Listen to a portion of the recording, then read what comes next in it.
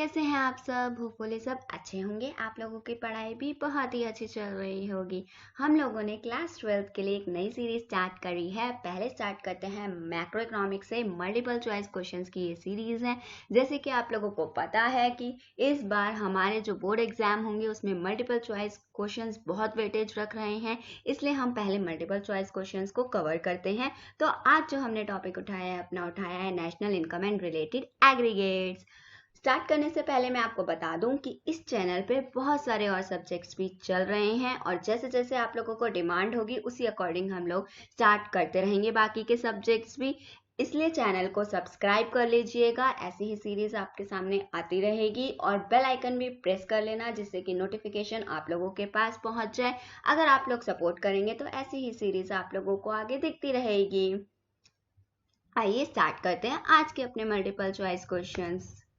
तो देख लेते हैं हमारा पहला क्वेश्चन कैसा है। क्वेश्चन पढ़ने से पहले मैं आपको बता दूं कि आप लोग अपना खुद का टेस्ट ले सकते हैं। आप लोग सारे आंसर्स अपने लिखिए एंड चेकआउट करिए और देन मेरे साथ शेयर करिएगा कि आउट ऑफ 20 आप लोगों को कितने मार्क्स मिलते हैं। अगर आप लोगों ने चैप्टर पढ़ लिया है, आपको समझ आ गया है तो बहुत ही अच्छी बात है, आप अपना टेस्ट ले सकते हैं। लेकिन अगर आप लोगों ने चैप्टर अभी नहीं पढ़ा तो एज अ रिवीजन भी आप इसे कर सकते हैं जिससे कि आपके कुछ कंसेप्ट इसी में फुलफिल हो जाएंगे। तो आइए स्टार्ट करते हैं आज के अपना एमसीक्यू। तो देखिए पहला एमसीक्यू मेरा क्या कह रहा है। When depreciation is deducted from GNP.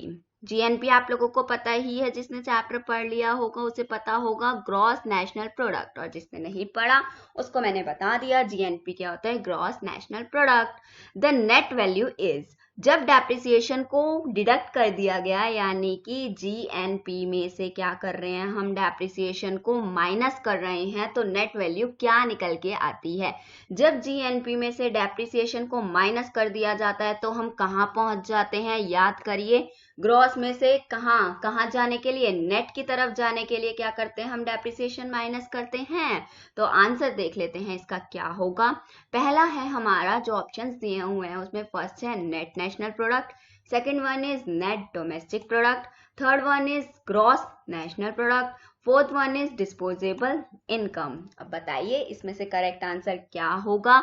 GNP में से मैंने डेप्रिसिएशन को डिडक्ट कर दिया है तो मैं कहाँ पहुंच जाऊंगी, अपनी सीरीज याद करिए कहाँ पहुंचते हैं, माइनस करने पे जीएनपी को माइनस करने पे मैं कहाँ पहुंच जाऊंगी, जीएनपी मतलब ग्रॉस नेशनल प्रोडक्ट। ग्रॉस से डेप्रिसिएशन अगर माइनस कर दिया जाता है तो मैं कहाँ पहुंच जाती हूँ, नेट पे पहुंच जाती हूँ। बाकी नेशनल प्रोडक्ट वैसा का वैसा ही रहता है। तो यानी कि ग्रॉस नेशनल प्रोडक्ट से मैं कहाँ आ गई, नेट नेशनल प्रोडक्ट की तरफ। तो आंसर इसका क्या हो गया, ए हो गया। फर्स्ट वाले का हमारा ए। बात कर लेते हैं सेकंड क्वेश्चन की। सेकंड क्वेश्चन क्या कह रहा है हमारा, which one refers to net indirect tax. इसमें से कौन सा नेट इनडायरेक्ट टैक्स कहलाता है, यानी कि इनडायरेक्टली आप लोगों से नेट इनडायरेक्ट टैक्स का फॉर्मूला मांगा जा रहा है। ठीक है, इस चैप्टर में अपने सारे फॉर्मूले टिप्स पे रखना, बिना फॉर्मूले के आप एमसीक्यू क्या कोई भी क्वेश्चन सॉल्व नहीं कर पाएंगे।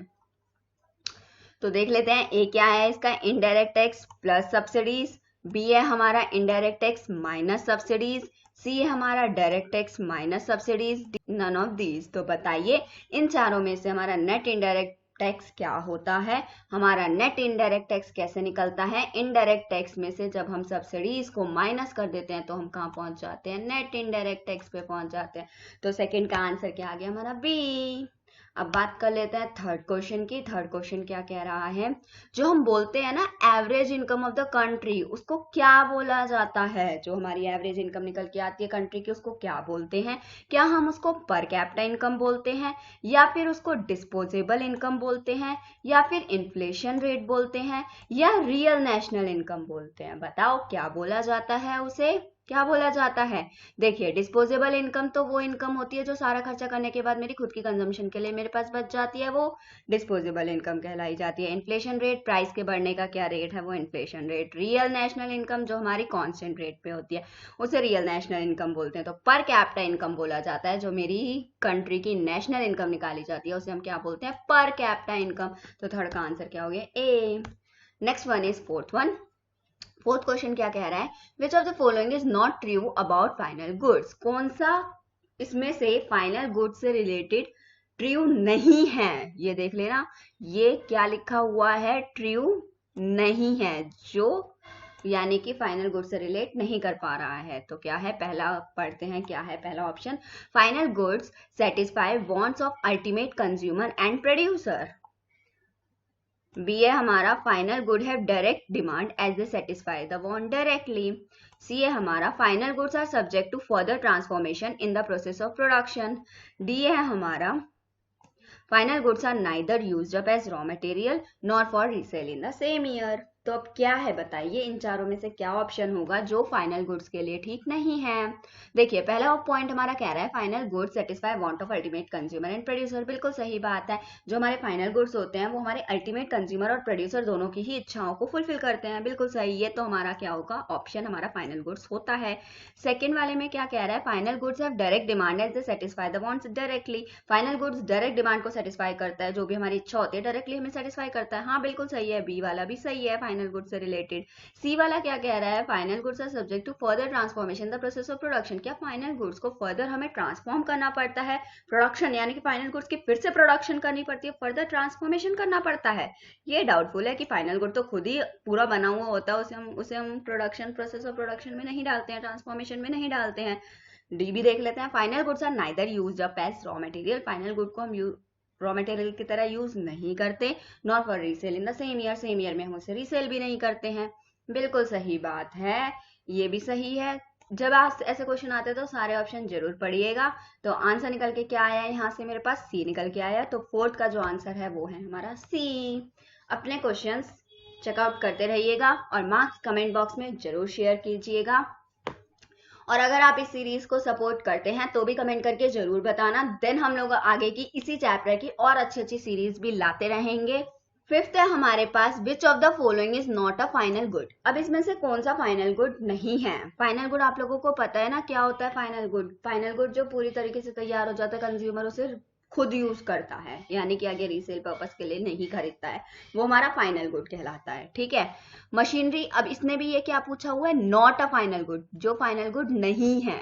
मशीनरी परचेज बाय डीलर, पहला हमारा क्या हो गया, मशीनरी परचेज बाय डीलर हो गया। सेकंड हमारा क्या हो गया, मशीनरी परचेज बाय फैक्ट्री हो गया, वॉशिंग मशीन हो गया, उसके बाद है यूज ऑफ पेट्रोल हो गया। देखिए डीलर मशीनरी परचेज करेगा तो वो आगे सेल ऑफ करेगा, भाई डाउटफुल है ये तो मामला।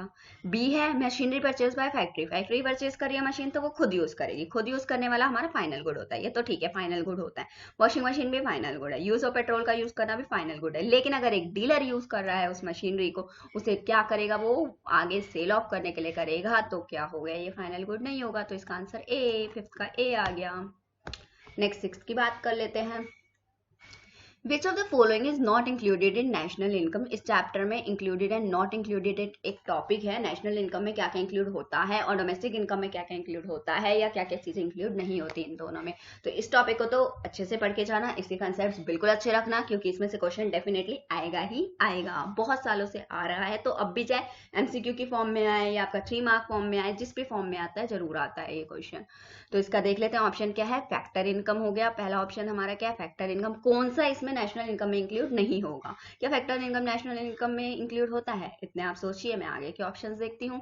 बी है हमारा रेंट, सी है हमारा ऑपरेटिंग सरप्लस, डी है हमारा ट्रांसफर इनकम। आप बता दीजिए इसमें से कौन सा हमारा नेशनल इनकम में इंक्लूड नहीं होता।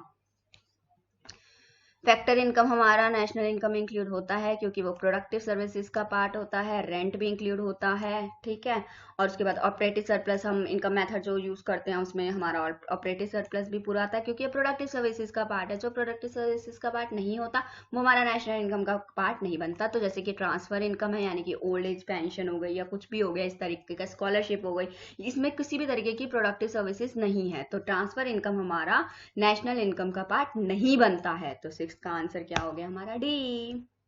नेक्स्ट बात करते हैं सेवेंथ की। जब हम सेवेंथ की बात करते हैं तो देख लेते हैं सेवेंथ क्वेश्चन क्या है, which of the following make GDP an inappropriate index of welfare. हमने टॉपिक पढ़ा हुआ है कि GDP generally taken as greater welfare of the people, ठीक है, लेकिन इसमें क्या है, कुछ लिमिटेशंस हैं। वही लिमिटेशंस की बात बता रहा है कि कौन सा इसमें से कहता है कि जीडीपी इनएप्रोप्रिएट वेलफेयर है, index inappropriate index of welfare है।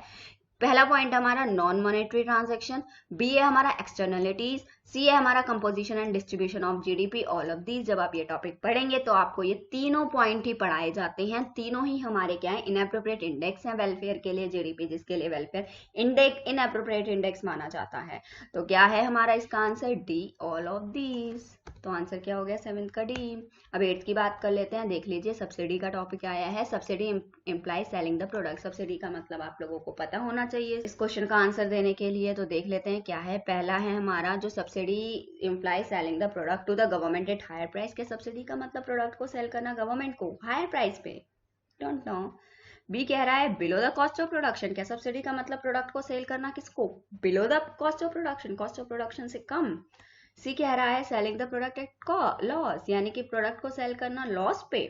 या डी कह रहा है selling the product at cost, cost के साथ इनडायरेक्ट टैक्स लगा के प्रोडक्ट को सेल करना। सब्सिडी का मतलब होता है कि हमें जो प्रोडक्ट सेल करते हैं वो किस पे करते हैं, below the cost of production, cost of production के प्राइस से कम पे करते हैं, तो उसे हम बोलते हैं सब्सिडी। ये हमारी मोस्टली हमारी क्या देती है, गवर्नमेंट देती है सब्सिडी। तो 8 का आंसर हमारा हो गया बी।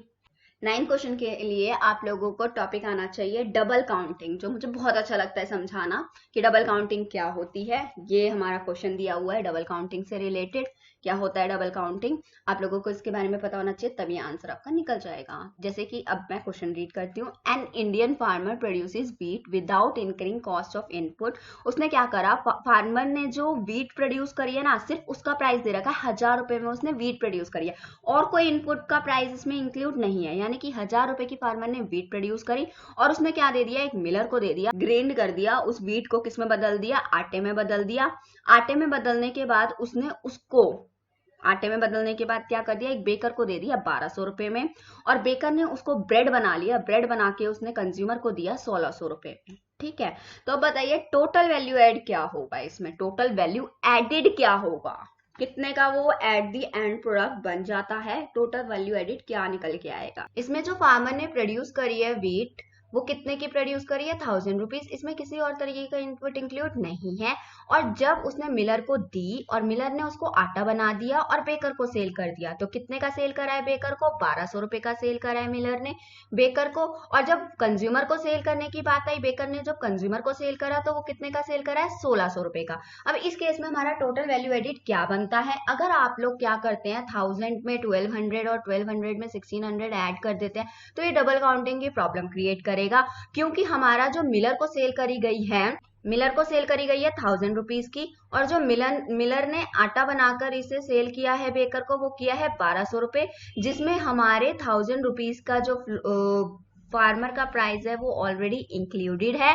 तो ये क्या हो जाएगी, डबल इंक्लूड हो जाएगा, डबल काउंटिंग हो जाएगी। और ऐसे ही 1600 रुपए में तो फार्मर का और मिलर का दोनों का ही इंक्लूडेड है, बेकर का खुद का भी इंक्लूडेड है। तो इस केस में हम क्या करते हैं, सबसे सिंपल इस केस में ये है कि जो कंज्यूमर को फाइनल गुड बन के तैयार हो रहा है, कंज्यूमर के पास जा रहा है, वही अमाउंट हम नेशनल इनकम में ले लेते हैं, यानी कि वही अमाउंट हमारा टोटल वैल्यू एडिट हो जाता है, यानी कि 1600 हो जाता है। डायरेक्ट आप इस तरीके से भी ले सकते हैं। अगर आपको कोई और तरीके से निकालना है तो मैं आपको वो भी बता देती हूँ कि कैसे निकालेंगे आप लोग। हमारा जो फार्मर ने मिलर को सेल किया था, वो सेल किया था 1000 रुपीज का। ओके, ये तो एक्चुअल प्राइस है हमारा, ठीक है, व्हीट का क्या है, एक्चुअल प्राइस। उसके बाद मिलर ने क्या करा, उसे आटा बनाकर क्या कर दिया, बेकर को सेल कर दिया, कितने का, 1200 रुपए का, जिसमें से 1000 रुपए उसने किसके लिए थे, फार्मर ने जो उससे लिए थे वो वाले 1000 रुपए निकाल दिए, 200 रुपए अपना प्रॉफिट ले लिया। तो यानी कि सिर्फ और सिर्फ हम क्या जोड़ते हैं इसमें, प्रॉफिट जोड़ते हैं। 200 रुपए किसके जोड़ दिए, जो मिलर ने बेकर को सेल करा। उसके बाद क्या हुआ, हमारा बेकर ने किसको सेल करा, कंज्यूमर को सेल करा। तो कंज्यूमर ने कितने लिए, 1600 रुपए लिए। ओके, 1600 रुपए लिए, जिसमें 1200 रुपए किसके थे, हमारे जो मिलर ने बेकर को सेल करे थे उसके थे 1200 रुपए। तो 1600 रुपए में से आप क्या निकाल देंगे, 1200 रुपए हटा देंगे, तो उसका प्रॉफिट कितना बनता है हमारा, 400 रुपए बनता है सिर्फ। तो हमारे जो बेकर का प्रॉफिट बनता है वो 400 रुपए बनता है। तो आपका टोटल अमाउंट क्या आ जाएगा, आपका वही 1600 रुपए अमाउंट आ जाएगा टोटल, जो आपने कंज्यूमर को जितने में बेका है। तो आंसर इसका क्या हो जाएगा, चाहे ऐसे देख लो चाहे वैसे देख लो, क्या हो जाएगा, 1600 रुपए हो जाएगा। आप तीनों अमाउंट अगर ऐड कर देते हैं तो डबल काउंटिंग हो जाएगा, क्योंकि इस अमाउंट में बाकी के 2 अमाउंट ऑलरेडी छुपे हुए हैं जो आपको देखने हैं, सिर्फ हम प्रॉफिट ऐड करते हैं, कहने का मतलब ये है। तो आपका इसका आंसर क्या हो गया, 9th का आंसर हो गया ए। उसके बाद 10th की बात की जाती है। 10th क्या होता है, नेशनल इनकम इंक्लूड। क्या है नेशनल इनकम, देख लेते हैं। पहला है ट्रांसफर इनकम है, या फिर बी है हमारा फैक्टर इनकम है, या बोथ नेशनल इनकम में आते हैं ए एंड बी, या फिर नाइदर ए नॉर बी। बताइए क्या होता है। एक पिछला क्वेश्चन भी आया था जिसमें नॉट इंक्लूडेड में मैंने ट्रांसफर इनकम डाला था, क्योंकि ट्रांसफर इनकम क्या होता है, प्रोडक्टिव सर्विसेज नहीं देता, वो स्कॉलरशिप ओल्ड एज पेंशन में होता है। ठीक है, इसको ट्रांसफर इनकम बोला जाता है। ठीक है, तो यानी कि हमारी जो ट्रांसफर इनकम है वो नेशनल इनकम का पार्ट नहीं है, सिर्फ और सिर्फ क्या नेशनल इनकम का पार्ट है, फैक्टर इनकम। तो 10th का आंसर क्या हो गया हमारा बी। उसके बाद 11th क्वेश्चन पढ़ लेते हैं। 11th क्वेश्चन क्या कह रहा है, which of the following is included in COE, यानी कि कंपनसेशन ऑफ एम्प्लॉय में क्या क्या इंक्लूड होता है। पहला है DA, डियरनेस अलाउंसेस, एम्प्लॉय से रिलेटेड होती हैं सारी चीजें कंपनसेशन ऑफ एम्प्लॉयज में, याद रखना ये चीज। Tools given to the employees to be use during work, payment by insurance company to an injured employee, contribution to employee to provident fund, नहीं कुछ नहीं होता। कंपनसेशन ऑफ एम्प्लॉयज में हमारा सिर्फ DA आता है, डियरनेस ऑफ अलाउंसेस। चैप्टर पढ़ेंगे अच्छे से समझ आ जाएगा आप लोगों को, ए है इसका आंसर। नेक्स्ट 12th क्वेश्चन देखते हैं, विच of the following is a part of national income, इसमें से कौन सा नेशनल इनकम का पार्ट है। क्या old age pension national income का पार्ट है, या अनएम्प्लॉयमेंट अलाउंस नेशनल इनकम का पार्ट है, या फिर प्रॉफिट, या फिर स्कॉलरशिप, क्या है इसमें से नेशनल इनकम का पार्ट। ओल्ड एज पेंशन मेरा ट्रांसफर इनकम है, अनएम्प्लॉयमेंट अलाउंस भी ट्रांसफर इनकम है, स्कॉलरशिप भी ट्रांसफर इनकम है, तो ये तीनों तो मेरे नेशनल इनकम का पार्ट हो ही नहीं सकते, क्योंकि ट्रांसफर इनकम किसी भी तरीके से नेशनल इनकम का पार्ट नहीं होती। हाँ, लेकिन जितना भी प्रॉफिट मैंने कमाया है वो मेरा नेशनल इनकम का पार्ट बन जाता है, तो 12th का आंसर हो गया सी। 13th की बात कर लेते हैं, if factor cost is greater than market cost, जो हमारी FC है वो क्या है, बड़ी है मेरी मार्केट कॉस्ट से, देन इट मीन्स दैट। अब ये याद कर लीजिए टेबल की, फैक्टर से मार्केट की तरफ जाने के लिए जब आप मार्केट से सामान लेते हैं तो उसमें क्या लगता है आपका, नेट इनडायरेक्ट टैक्स लगता ही है, NIT क्या हो जाता है, प्लस हो जाता है। जब आप क्या करते हैं, फैक्टर कॉस्ट से मार्केट पे जाते हैं, मार्केट प्राइस पे जाते हैं, तो NIT प्लस हो जाता है। और जब आप मार्केट से कहाँ जाते हैं, फैक्टर कॉस्ट पे जाते हैं, तो NIT क्या होता है, माइनस होता है। NIT क्या हो रहा है, माइनस हो रहा है। और NIT का फॉर्मूला आप लोगों को पता है, नेट इनडायरेक्ट टैक्स का फॉर्मूला क्या होता है, इनडायरेक्ट टैक्स माइनस सब्सिडीज, आपका फॉर्मूला निकल के आता है। अब FC कब बड़ा होगा मार्केट प्राइस से, इसका क्या मतलब है ये बताना है हमें। ठीक है, तो पहला है जब इनडायरेक्ट टैक्स क्या होगा, बड़ा होगा सब्सिडीज से, या जब इनडायरेक्ट टैक्स इक्वल होगा सब्सिडीज के, या इनडायरेक्ट टैक्स छोटा होगा सब्सिडीज से, या equal greater than. Indirect tax क्या होगा, इक्वल ग्रेटर देन होगा सब्सिडीज से। इनडायरेक्ट टैक्स का फॉर्मूला क्या लगता है आप लोगों को, इनडायरेक्ट टैक्स माइनस सब्सिडीज, ये फॉर्मूला लगाते हैं आप। क्या चीज बड़ी होनी चाहिए, हमारी फैक्टर कॉस्ट क्या है, ऑलरेडी माइनस में है, तो फैक्टर कॉस्ट को बड़ा बनाना है, तो क्या करूंगी मैं, किसको, सब्सिडीज को। ये जो ये माइनस से माइनस क्या हो जाएगा, पॉजिटिव हो जाएगा। तो क्या बड़ा बनाना होगा मुझे, सब्सिडीज बड़ी बनेगी, तब जाके फैक्टर कॉस्ट क्या होगी मेरी, बड़ी होगी। तो इसका आंसर क्या होगा हमारा, C होगा, indirect tax greater than subsidies. जब हमारी सब्सिडीज इनडायरेक्ट टैक्स से बड़ी होगी तभी मेरी फैक्टर कॉस्ट क्या होगी, मार्केट प्राइस से ज्यादा होगी। अब 14th की बात कर लेते हैं, market price and factor cost will be equal. अब ये दोनों इक्वल कब होंगे, कब होंगे इक्वल, जब ना ही इनडायरेक्ट टैक्स आएगा मेरे पास, ना ही सब्सिडी आएगा, क्योंकि इनके बीच में किसका गैप होता है, इनडायरेक्ट टैक्स और सब्सिडीज का ही गैप होता है, वो प्लस माइनस होती हैं। तो इसीलिए अगर वो दोनों ही नहीं होंगी तो क्या होगा हमारा, ये इक्वल हो जाएगा। तो इसका आंसर क्या हो गया आपका, D हो गया 14 का। अब 15 की बात कर लेते हैं, कॉमोडिटी सर्विस मेथड का अनदर नेम बताइए, क्या है हमारा, कॉमोडिटी से रिलेटेड है यानी कि प्रोडक्शन से रिलेटेड है कुछ, तो याद कर लीजिए क्या है, एक्सपेंडिचर मेथड, एक्सपेंडिचर मेथड बोला जाता है, या फिर इनकम मेथड बोला जाता है, या फिर वैल्यू एडिड, या फिर नन ऑफ दीज। आंसर क्या है हमारा, वैल्यू एडिड मेथड बोला जाता है। 15th का हमारा वैल्यू एडिड मेथड है, ये तो डायरेक्ट क्वेश्चन था। अब बात करते हैं 16th की, change in stock is negative when, change in stock कब नेगेटिव आता है। चेंज इन स्टॉक का फॉर्मूला याद कर लीजिए, क्लोजिंग माइनस नेगेटिव होता है। नेगेटिव कब जाएगा, जब क्लोजिंग माइनस ओपनिंग होता है आप लोगों का, ओपनिंग बड़ा हो जाएगा तो ऑब्वियस है कि क्या हो जाएगा हमारा, स्टॉक नेगेटिव में चला जाएगा। तो देख लेते हैं क्या क्या ऑप्शन है। ए है हमारा, closing stock is greater than opening stock, तब तो हमारा पॉजिटिव ही आएगा, क्योंकि क्लोजिंग माइनस ओपनिंग हमारा फॉर्मूला होता है। क्लोजिंग कम है और ओपनिंग ज़्यादा है। अगर opening stock is greater than closing stock तो सही बात है, ये वाला बी आंसर हो जाएगा। तब हमारा क्या होगा, चेंज इन स्टॉक नेगेटिव चला जाएगा। तो आंसर क्या हो गया इसका, बी हो गया। जीरो वाले तो हमें लेना ही नहीं है, जीरो आएगा तो फिर नेगेटिव का मतलब ही नहीं बनता। तो आंसर क्या हो गया, बी, 16 का आंसर बी। अब 17 की बात कर लेते हैं। When the entire output is sold, अब क्या है, सब कुछ मैंने सोल्ड आउट कर दिया, यानी कि कोई ओपनिंग स्टॉक कोई क्लोजिंग स्टॉक मेरे पास नहीं बचा, ठीक है। Then the value of output, तब वैल्यू ऑफ आउटपुट क्या होगी हमारे पास। वैसे हमारा फॉर्मूला क्या होता है बताओ, वैल्यू ऑफ आउटपुट का फॉर्मूला क्या होता है, sales plus change in stock होता है, ठीक है। पहला हमारा ऑप्शन है sales plus change in stock, B है हमारे पास सेल्स है, सी है हमारे पास sales minus change in stock, D है हमारे पास नन ऑफ दिस।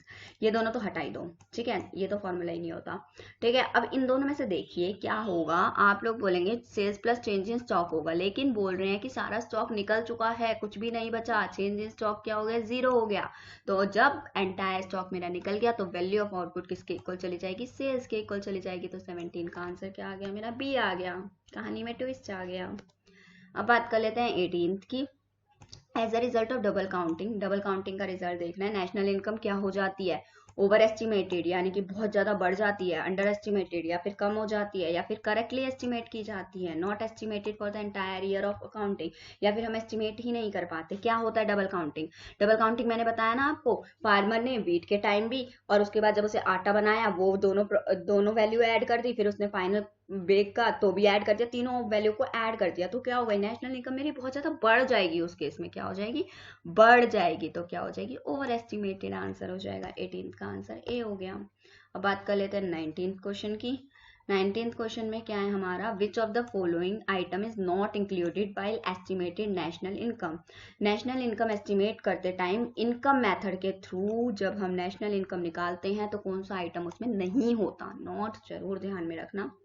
तो पहला है हमारे पास क्या, रेंट या मिक्स इनकम या फिर फिक्स इन्वेस्टमेंट या फिर नन ऑफ दीज। क्या नहीं होता, रेंट होता है नेशनल इनकम निकालते टाइम। रेंट हमारा नेशनल इनकम जब इनकम मेथड से निकालते हैं तो इंक्लूड होता है, ऑपरेटिंग सरप्लस का पार्ट होता है। मिक्स इनकम भी होता है हमारा। फिक्स इन्वेस्टमेंट हमारा इनकम मेथड निकालते टाइम नहीं होता है। तो आंसर क्या हो गया 19 का सी। 20th की बात कर लेते हैं। Real national income means, real national income का मतलब क्या है कि नेशनल इनकम हमारी करंट प्राइस पे शो करी जाती है, या नेशनल इनकम फैक्टर प्राइस पे, या फिर नेशनल इनकम कांस्टेंट प्राइस पे, या none of these. Real national income के बारे में हम पढ़ चुके हैं। रियल नेशनल इनकम के बारे में आपको आपकी बुक्स में मिल जाएगा। रियल नेशनल इनकम क्या होती है, national income at the constant price. तो 20th का आंसर हो गया सी। आज के लिए बस इतना ही, ये सेशन आपका खत्म होता है। अगर आप लोग हमें सपोर्ट करते हैं तो आप लोग कमेंट बॉक्स में जरूर बताइएगा, और अगर आप लोग कमेंट करते हैं तो इस चैप्टर की अच्छी अच्छी सीरीज आपके सामने आएगी, नहीं तो हम अपना नेक्स्ट चैप्टर स्टार्ट करेंगे, नेक्स्ट चैप्टर की सीरीज मिलेगी फिर आपको। ओके। और अगर वीडियो अच्छी लगे तो लाइक करे बिना मत जाना, और चैनल को सब्सक्राइब कर देना और बेल आइकन प्रेस कर देना। आपको बहुत सारे इसमें बहुत सारा कंटेंट और मटेरियल मिलेगा। 11th क्लास का तो सब कुछ चल रहा है, और अगर आपकी डिमांड पे कोई हो कि आप लोगों को कोई टॉपिक समझना है, नहीं समझ आ रहा, तो आप वो भी कमेंट करके हमें बता सकते हैं, हम वो भी आपके लिए लेकर आएंगे। Thank you so much and all the best. Paper ज़्यादा दूर नहीं है, बस आने ही वाले हैं आप लोगों के कुछ मंथ्स बाद पेपर बोर्ड्स के।